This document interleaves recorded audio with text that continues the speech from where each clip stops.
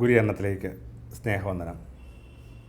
മറ്റുള്ളവർ നമ്മളെക്കുറിച്ച് എന്ത് പറയുന്നു, എന്ത് ചിന്തിക്കുന്നു എന്നതിനൊന്നും അത്ര ഗൗരവം കൽപ്പിച്ച് കൊടുക്കേണ്ടെന്നൊക്കെ മേനി പറയുമ്പോഴും അത്ര എളുപ്പമല്ല. ആർക്കാണതറിയാത്തത്?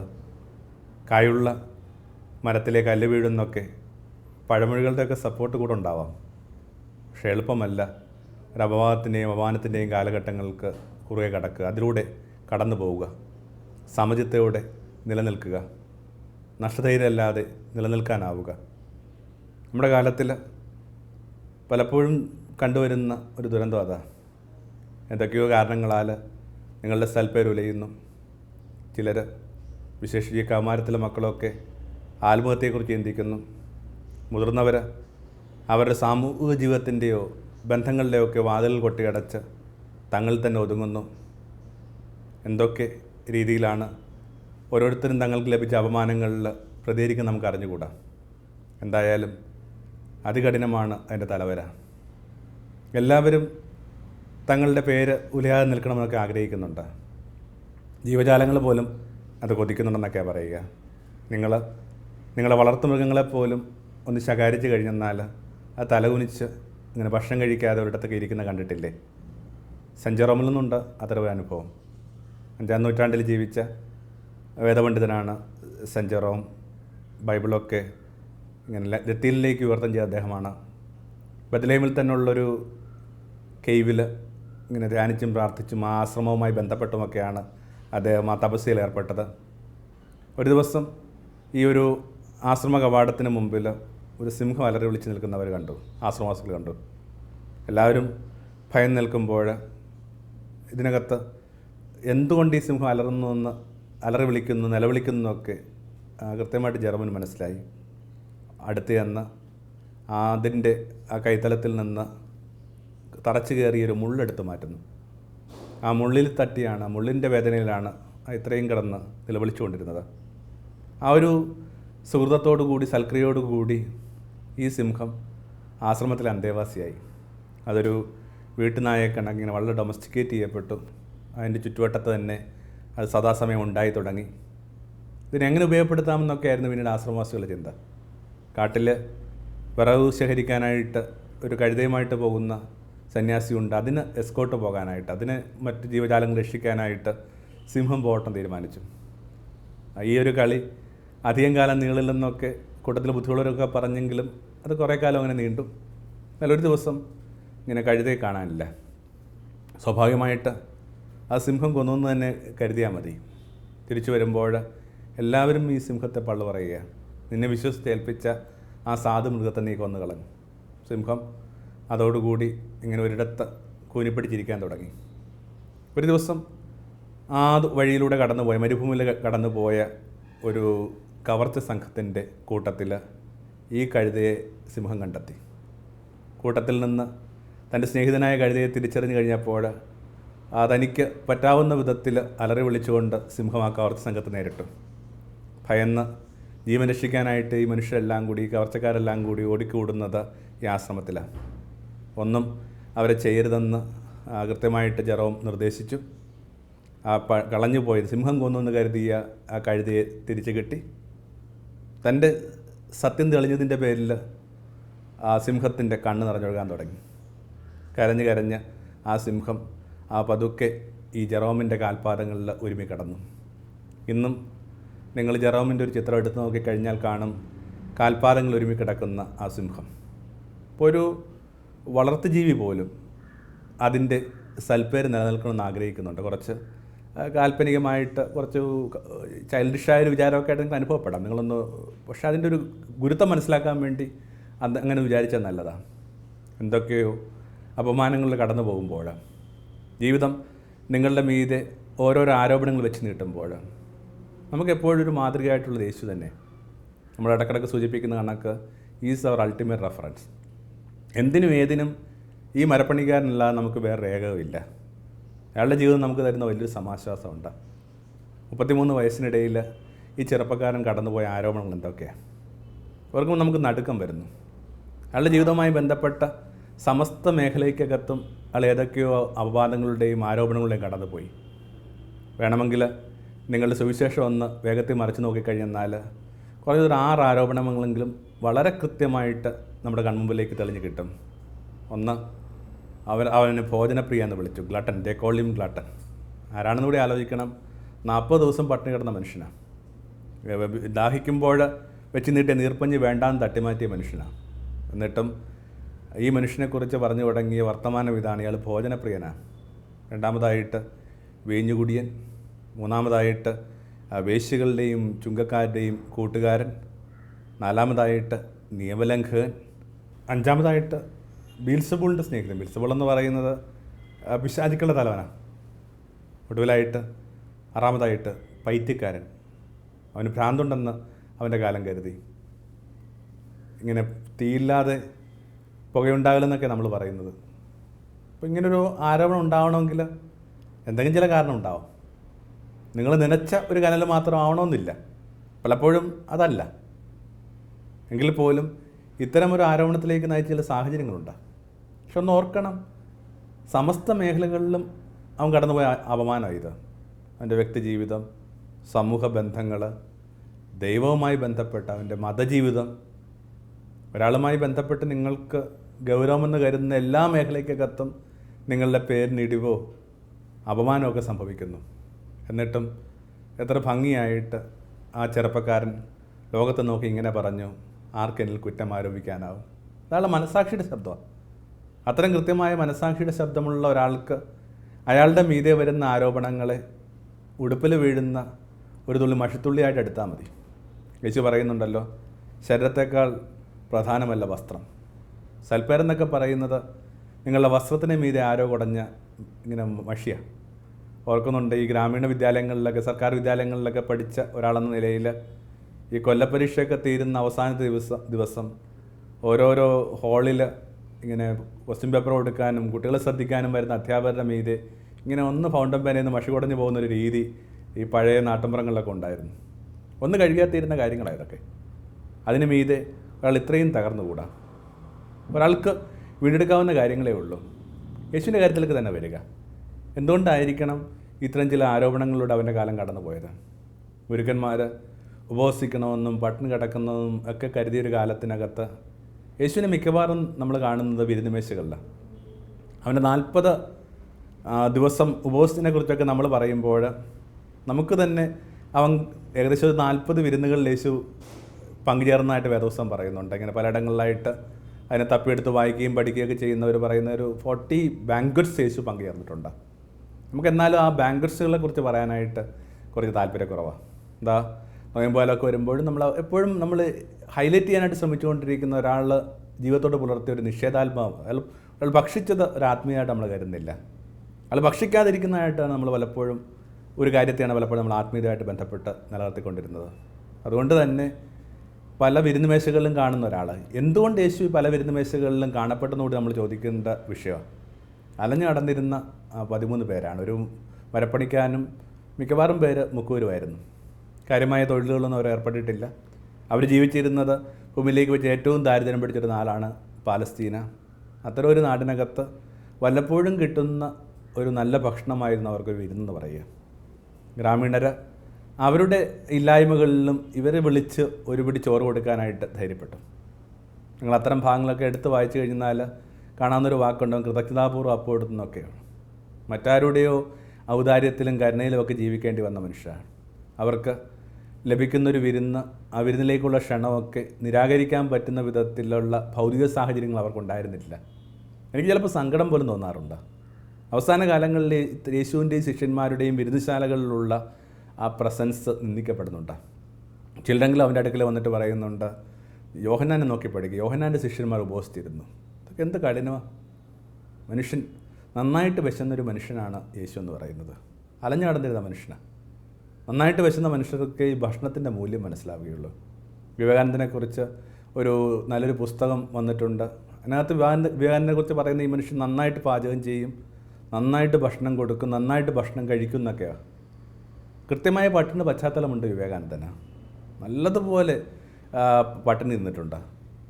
ചെറിയ പ്രായത്തിലൊക്കെ അന്ന് ഈ മനുഷ്യൻ ഇങ്ങനെ കുറേ കൂടി മനുഷ്യരോട് ഇങ്ങനെ അൾട്രൂയിസ്റ്റിക് എന്ന് പറയുന്നൊരു മനോഭാവമുള്ള മനുഷ്യനായിരുന്നു.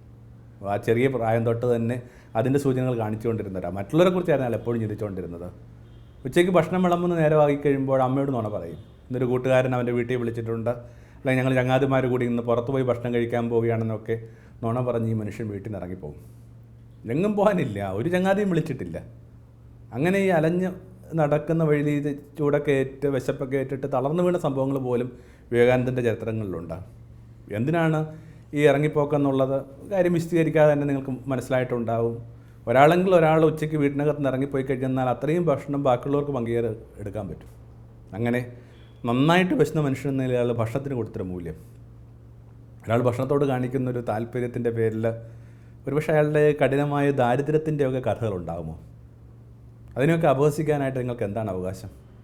അതിനെയല്ല, എന്തിനെ അപഹസിക്കാനായിട്ട് നിങ്ങൾക്ക് എന്താണ് അവകാശം? ഓരോരുത്തർക്ക് അവരുടേതായ കാരണങ്ങളുണ്ടാവാം. പിന്നെ വീഞ്ഞുകുടിയെന്ന് പറയുന്ന ഒരു വിശേഷണം വരുന്നത്, അത് മദ്യപിച്ചു എന്നതിനേക്കാൾ കൂടുതലായിട്ട് യേശു പുലർത്തിയ ഒരു ജുബിലൻ ലൈഫുണ്ട്, ഒരു ആനന്ദത്തിൻ്റെ ജീവിതം അവൻ രേഖപ്പെടുത്തി. നേരത്തെ പറഞ്ഞ കണക്ക് സ്പിരിച്വാലിറ്റിക്ക് എപ്പോഴും ഒരു മെലങ്കോളിക് ടോണുണ്ട്.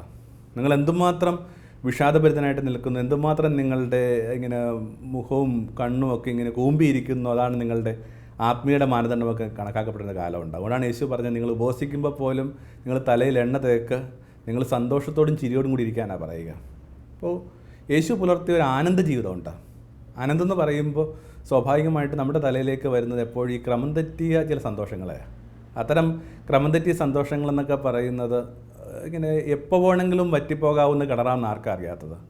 അവനവൻ്റെ ഉറവയിൽ നിന്ന് ശേഖരിക്കാവുന്ന ഒരു ആനന്ദത്തെ യേശു ഭൂമിയെ പഠിപ്പിച്ചു. അപ്പോൾ യേശു പുലർത്തിയ ഒരു ആനന്ദ ജീവിതമുണ്ട്. നമ്മൾ യേശുവിൻ്റെ പീഡാനുഭവത്തെക്കുറിച്ച് മാത്രമാണ് പലപ്പോഴും സംസാരിക്കുകയും അതിനകത്താണ് നമ്മൾ നമ്മുടെ മുഴുവൻ കാര്യങ്ങളൊക്കെ ഇങ്ങനെ മോണിറ്റർ ചെയ്യാനൊക്കെ ശ്രമിച്ചുകൊണ്ടിരിക്കുക. പക്ഷേ മടങ്ങിപ്പോകുന്നതിന് മുമ്പ് യേശു പറഞ്ഞൊരു വാക്കിന് നിങ്ങൾ എന്തുകൊണ്ട് മറന്നുപോയി? ഞാൻ ഇവയൊക്കെ നിങ്ങളോട് സംസാരിച്ചത് നിങ്ങൾ ആനന്ദം പൂർണ്ണമാകാൻ വേണ്ടിയാണെന്ന് പറയുക. അപ്പോൾ ആ ഒരു യേശു പുലർത്തിയ സൗഹൃദ ജീവിതം, ആനന്ദ ജീവിതം ഒക്കെ സ്വാഭാവികമായിട്ട് ഗുരുക്കന്മാരിൽ നിന്ന് നമ്മൾ പ്രതീക്ഷിക്കാത്ത ഒന്നാണ്. ഗുരുക്കന്മാരെപ്പോഴും ഉൾവലിഞ്ഞും മനുഷ്യരെ ഒഴിവാക്കിയും തങ്ങളിൽ തന്നെ ചുരുങ്ങിയും ഒക്കെ ജീവിക്കുക എന്ന് പറയുന്നൊരു സങ്കല്പം എങ്ങനെയോ നമ്മുടെ സൈക്കിൾ കയറിയിട്ടുണ്ട്. അതിന് വിരുദ്ധമാണ് യേശുവിൻ്റെ നിലപാടുകൾ. പിന്നെ ഇങ്ങനെ നിയമലംഘകൻ, എന്തിനാണ് നിയമം ലംഘിച്ചത്? നിയമം ലംഘിച്ചതെന്ന് പറയുന്നത് കളഞ്ഞുപോയ സ്നേഹത്തെ ഇങ്ങനെ നിയമത്തിലേക്ക് യേശു കൂട്ടിക്കൊണ്ടുവന്നു.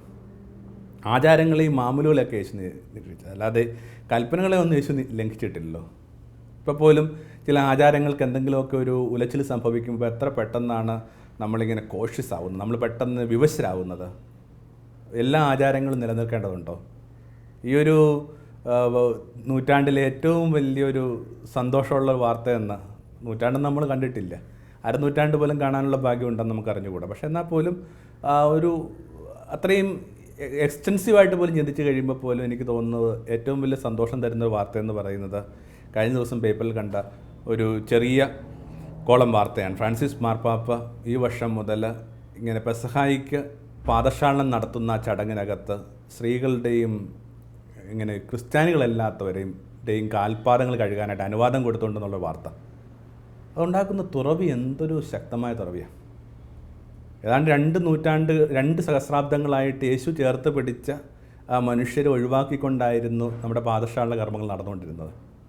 അന്ത്യത്താഴമേശയിൽ സ്ത്രീകളില്ലെന്നൊക്കെ ഉള്ള സങ്കല്പങ്ങൾ, സ്വാഭാവികമായിട്ട് ഭക്ഷണം വിളമ്പുന്ന എല്ലായിടങ്ങളിലും ഭക്ഷണം പങ്കിട്ടെടുക്കുന്ന എല്ലായിടങ്ങളിലും സ്ത്രീകളല്ലാതെ വേറെ ആരുടെ സാന്നിധ്യം ഉണ്ടാവുക?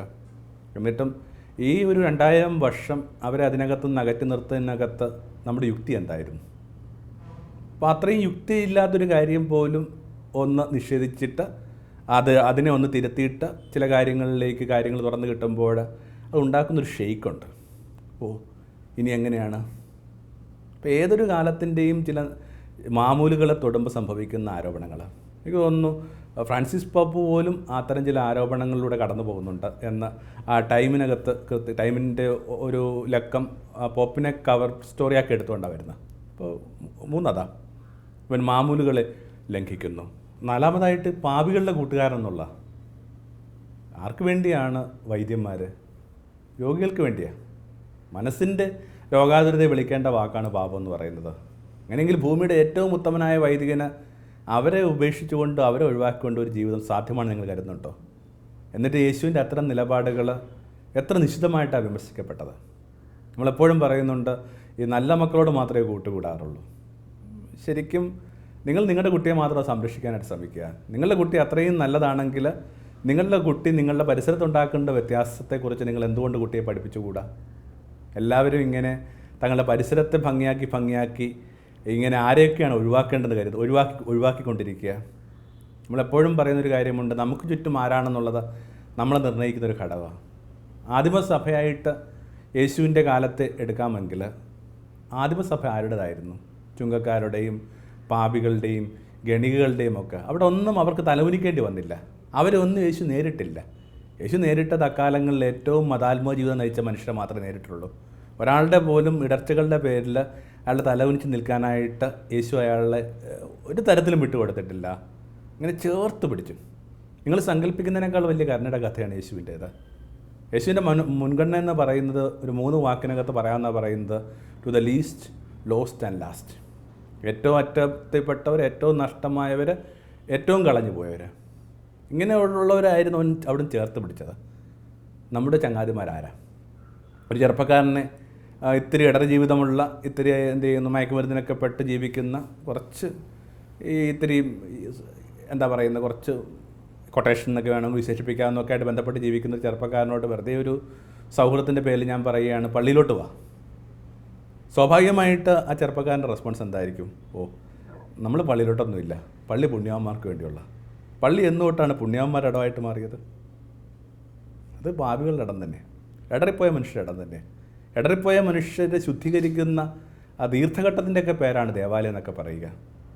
നമ്മളാവട്ടെ ഏറ്റവും നല്ല മനുഷ്യരുമായി ബന്ധപ്പെട്ടാണ് നമ്മൾ മുഴുവൻ കാര്യങ്ങൾ നടത്തിക്കൊണ്ടിരിക്കുന്നത്. നമ്മൾ അവരെ മാത്രമാണ് ശ്രദ്ധിച്ചുകൊണ്ടിരിക്കുന്നത്. അപ്പോൾ ഒരർത്ഥത്തിൽ പറഞ്ഞെന്നാൽ യേശുവിനെതിരായിട്ട് വന്ന എല്ലാ ആരോപണങ്ങളും വാസ്തവത്തിൽ അവനുള്ള കോംപ്ലിമെൻ്റ് ആയിരുന്നു. അവൻ ആരാണെന്ന് ലോകത്തെ വെളിപ്പെടുത്തുന്ന ഭംഗിയുള്ള ചില വിചാരങ്ങളായിരുന്നു വാസ്തവത്തിൽ. നമ്മളെപ്പോഴും പറയാറില്ലേ, ഇങ്ങനെ ഡിസ്കൈസിൽ ചില കാര്യങ്ങൾ വരാറുണ്ട്. ആരോപണം എന്ന് പറയുന്ന ഒരു ദുപ്പട്ടയ്ക്ക് പിന്നിലായിട്ട് ഒളിച്ചു നിൽക്കുന്നത് വാസ്തവത്തിൽ യേശു എന്ന് പറയുന്ന മനുഷ്യൻ, യേശു എന്ന് പറയുന്ന ആ ഒരു അനുഭവത്തിൻ്റെ ഏറ്റവും ഭംഗിയുള്ള വശങ്ങളിലേക്കുള്ള കിളിവാതിലുകളാണ്, വെളിപ്പെടുത്തലുകളാണ്. അപ്പോൾ യേശുവിൻ്റെ പ്രയോറിറ്റിയാണ് ചോദ്യം ചെയ്യപ്പെട്ടത്. 5-മതായിട്ട് അവനിങ്ങനെ പിശാചുക്കളെ കൊണ്ട് ഇങ്ങനെ ഓരോന്നിനെയും ചെയ്യുന്ന ഒരാളെന്നുള്ള നിലയിൽ എല്ലാ കാലങ്ങളിലും ആ ആരോപണം ഉണ്ടായിരുന്നു. ക്രിസ്തീയ ശുശ്രൂഷകളിലൊക്കെ നടക്കുന്ന രോഗശാന്തികളെക്കുറിച്ച് പോലും ആദ്യ കാലഘട്ടങ്ങളിലൊക്കെ അത്തരം ആരോപണമുള്ളതായിട്ട് നമുക്ക് വേണമെങ്കിൽ നടപടി പുസ്തകം തൊട്ട് തന്നെയൊക്കെ വായിച്ചെടുക്കാവുന്ന ചില സൂചനകളുണ്ട്. ഒരു പ്രത്യേക ഘട്ടത്തിനകത്ത് ക്രിസ്ത്യാനിറ്റി പോലും അപരാധം ചെയ്തിട്ടുണ്ട്. മനുഷ്യരെ ഇങ്ങനെ പിശാചുമായി ബന്ധമുണ്ടെന്ന് പറഞ്ഞ് ആരോപിച്ചിട്ട് അവരെ ഇങ്ങനെ തീയിലോട്ട് എറിഞ്ഞു കൊടുക്കുന്ന കഥ സഭയുടെ കൈവശം പറ്റിയ ഒരു പാളിച്ചയുടെ കഥ. ചിലതിനൊക്കെ നമ്മൾ തിരിഞ്ഞു നോക്കേണ്ട ഒരു ബാധ്യതയുണ്ട് ഈ കരുണയുടെ വർഷത്തിൽ. കുറേ കരുണയില്ലാത്ത കാര്യങ്ങൾ നമ്മളിൽ നിന്ന് സംഭവിച്ചിട്ടുണ്ട്. അപ്പോൾ ഇങ്ങനെ വിച്ചസ് എന്ന് പറയുന്ന ഒരു സങ്കല്പം പോലും രൂപപ്പെട്ടു, ദുർമന്ത്രവാദികൾ. എന്നാൽ ഇന്ന് ചരിത്രം തിരിഞ്ഞു നോക്കുമ്പോൾ മനസ്സിലാകുന്നു, ഈ വേദപുസ്തകത്തിലെയൊക്കെ ആ പുണ്യപ്പെട്ട വയോധികരെ കണക്ക് ദേവാലയവുമായി ബന്ധപ്പെട്ടും യേശുവുമായി ബന്ധപ്പെട്ടും അഗാധവും നിഗൂഢവുമായ ജീവിതം ഉണ്ടായിരുന്ന മനുഷ്യരെയായിരുന്നു ഈ വിച്ചസ് എന്ന കൽപ്പന കൊടുത്തിട്ട് എന്ന ഒരു വിശേഷണം കൊടുത്തിട്ട് ഇങ്ങനെ തീയിലോട്ടൊക്കെ എറിഞ്ഞു കളഞ്ഞത്. അപ്പോൾ യേശു ആ കടന്നുപോയ ആരോപണത്തിലൂടെ യേശുവുമായി ബന്ധപ്പെട്ട് നിൽക്കുന്ന മനുഷ്യരും എന്തെങ്കിലുമൊക്കെ കടന്നു പോകുന്നുള്ളതിൻ്റെയൊക്കെ ഒരു ഓർമ്മയായിരിക്കുമോ ഈ പറഞ്ഞ കഥയെന്നൊക്കെ എനിക്ക് പലപ്പോഴും തോന്നാറുണ്ട്. പിന്നെ അവസാനമായിട്ട് പൈത്യക്കാരെന്നുള്ള വിശേഷണം, ഭ്രാന്ത് പിടിച്ചിരുന്ന വിശേഷണം. അതെ, എന്തിനാണ് ഒരു മനുഷ്യൻ അലഞ്ഞു നടക്കുന്നത്? നമുക്ക് നമ്മുടെ ജീവിതത്തെക്കുറിച്ചൊക്കെ കൃത്യമായ സങ്കല്പങ്ങളുണ്ട്, കൃത്യമായ ചതുരത്തിലുള്ള സങ്കല്പങ്ങളുണ്ട്. ആ ചതുരങ്ങൾക്ക് നിരക്കാത്ത വിധത്തിൽ, ആ കളങ്ങൾക്ക് നിരക്കാത്ത വിധത്തിൽ എന്ത് സംഭവിച്ചാലും നമ്മളതിനെ അബ്നോർമാലിറ്റി ആയിട്ടാണ് ഗണിക്കാറുള്ളത്. എന്തുകൊണ്ട് ഒരു ചെറുപ്പക്കാരൻ കല്യാണം കഴിക്കാതെയും മുക്കുവരായ കൂട്ടുകാരോടൊപ്പവും ഈ പറയുന്ന കട്ടമരത്തിലൊക്കെ ഇരുന്നും വഴിയോരങ്ങളിൽ വിശ്രമിച്ചും വഞ്ചികളിൽ അന്തി ഉറങ്ങിയുമൊക്കെ ജീവിക്കുന്നു? അയാൾക്കൊരു സ്വാഭാവിക ജീവിതമായിക്കൂടെ? അവൻ്റെ സഹോദരന്മാർ അവന് ഭ്രാന്തെന്ന് കരുതി അവനെ പിടിക്കാൻ പുറപ്പെട്ടെന്ന വേദപുസ്തകം പറയുക. ഏതെങ്കിലും തരത്തിൽ എന്തെങ്കിലുമൊക്കെ സമൂഹത്തിൽ വ്യത്യാസമുണ്ടാക്കി എല്ലാ മനുഷ്യരെക്കുറിച്ചും അവരുടെ കാലം പറഞ്ഞിരുന്ന ആരോപണം അതാ. പൊക്കുടൻ എന്ന് പറയുന്ന ആ നല്ല മനുഷ്യൻ നമ്മളോടൊപ്പം ഇല്ല. പക്ഷേ ഈ മനുഷ്യൻ, ഈ കർഷക തൊഴിലാളിയായ മനുഷ്യൻ തൻ്റെ പണി കഴിഞ്ഞിട്ട് ഇങ്ങനെ കണ്ടലും കുത്തി നടക്കുമ്പോൾ നിങ്ങൾ വിചാരിക്കുന്നുണ്ടോ അവൻ്റെ കാലം അല്ലെങ്കിൽ അയാളുടെ പരിസരം അയാളെ മറ്റെന്തായിരിക്കും വിശേഷിപ്പിച്ചിട്ടുണ്ടാവുക? അല്ലെങ്കിൽ ദശരഥ് എന്ന് പറയുന്ന ഒരു മനുഷ്യൻ 20 വർഷം കൊണ്ട് അയാളിങ്ങനെ തുരങ്കം ഉണ്ടായിക്കൊണ്ടിരിക്കുക. അയാളുടെ ഭാര്യയെ അയാൾക്ക് ഹോസ്പിറ്റലിൽ കൊണ്ടുപോകാൻ പറ്റിയില്ല. ആ പോകുന്ന വഴിക്ക് യാത്ര തടസ്സമുണ്ടായി. കാരണം വലിയൊരു മലയുണ്ട്. അപ്പോൾ ഈ മനുഷ്യൻ തിരിച്ചു വന്നിട്ട് തീരുമാനിക്കുന്നത് ഇങ്ങനെയാണ്, എൻ്റെ ഭാര്യയുടെ ജീവൻ ഒടുക്കിയ ഈ മലയ്ക്ക് ഇനി ആരുടെയും ജീവൻ എടുക്കാൻ പറ്റില്ല. അതുകൊണ്ട് അയാൾ അതിനകത്ത് ഇങ്ങനെ പതുക്കെ 20 വർഷങ്ങൾ തുടർച്ചയായിട്ട് അതിനകത്ത് ഇങ്ങനെ ഒരു തുരങ്കം ഉണ്ടാക്കി അയാൾ ആ പുറത്തെ വെളിച്ചം കാണുകയാണ്.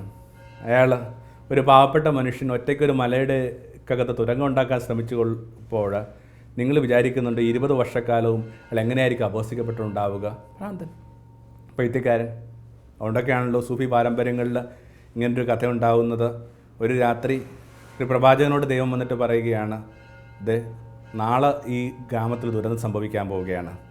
ഗ്രാമം വെള്ളം കുടിക്കുന്ന ആ തടാകത്തിൽ നിന്ന് വെള്ളം കുടിക്കുന്ന എല്ലാവർക്കും ഭ്രാന്ത് പിടിക്കാൻ പോവുകയാണ്.